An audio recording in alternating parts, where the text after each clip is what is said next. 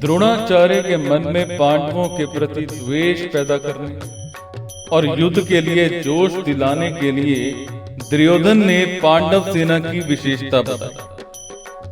दुर्योधन के मन में विचार आया कि द्रोणाचार्य पांडवों के पक्षपाती हैं ही, अतः वो पांडव सेना की महत्वता सुनकर मेरे को ये कह सकते हैं कि जब पांडवों की सेना में इतनी विशेषता है तो उनके साथ तू संधि क्यों नहीं कर लेता। ऐसा विचार आते ही दुर्योधन आगे के 3 श्लोकों में अपनी सेना की विशेषता बताता है कि हे द्विजोतम, हमारे पक्ष में भी जो मुख्य हैं उन पर भी आप ध्यान दीजिए। आपको याद दिलाने के लिए मेरी सेना के नायक हैं, उनको मैं कहता हूं। दुर्योधन द्रोणाचार्य से कहता है कि हे द्विज श्रेष्ठ, जैसे पांडवों की सेना में श्रेष्ठ महारथी हैं, ऐसे ही हमारी सेना में भी उनसे कम विशेषता वाले महारथी नहीं हैं। प्रत्युक्त उनकी सेना के महारथियों की अपेक्षा ज्यादा ही विशेषता रखने वाले हैं, उनको भी आप समझ लीजिए।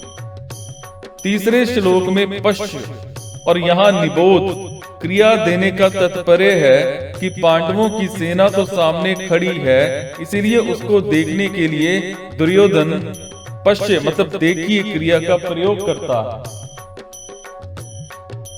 परंतु अपनी सेना जो है वो सामने नहीं है, अर्थात अपनी सेना की तरफ द्रोणाचार्य की पीठ है, इसलिए उसको देखने की बात ना कहकर उस पर ध्यान देने के लिए दुर्योधन ध्यान दीजिए क्रिया का प्रयोग करता है। मेरी सेना में भी जो विशिष्ट सेनापति हैं, सेना नायक हैं, महारथी हैं, मैं उनके नाम केवल आपको याद दिलाने के लिए, आपकी दृष्टि उधर खींचने के लिए ही कह रहा हूं।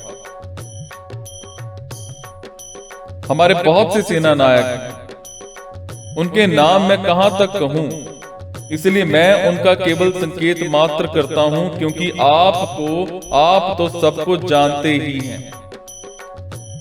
इस श्लोक में दुर्योधन का ऐसा भाव प्रतीत होता है कि हमारा पक्ष किसी भी तरह कमजोर नहीं है, परंतु राजनीति के अनुसार शत्रु पक्ष चाहे कितना ही कमजोर हो और अपना पक्ष चाहे कितना भी सबल हो, ऐसी अवस्था में भी शत्रु पक्ष को कमजोर नहीं समझना चाहिए और अपने में उपेक्षा, उदासीनता आदि की भावना किंचित मात्र भी नहीं आनी देनी चाहिए। इसीलिए सावधानी के लिए मैंने उनकी सेना की बात कही और अब अपनी सेना की बात कहता हूं। दूसरा भाव ये है कि पांडवों की सेना को देखकर दुर्योधन बड़ा प्रभाव पड़ा और उसके मन में कुछ भय भी हुआ, कारण कि संख्या में कम होते हुए भी पांडव सेना के पक्ष में बहुत से धर्मात्मा पुरुष थे और स्वयं भगवान थे। जिस पक्ष में धर्म और भगवान रहते हैं उसका सब पर बड़ा प्रभाव पड़ता है। पापी से पापी, दुष्ट से दुष्ट व्यक्ति पर भी उसका प्रभाव पड़ता है। और इतना ही नहीं, पशु पक्षी, वृक्ष, लता आदि पर भी उसका प्रभाव पड़ता है, कारण कि धर्म और भगवान नित्य हैं। कितनी ही ऊंची से ऊंची भौतिक शक्तियां क्यों ना हो, हैं वो सभी अनित्य ही।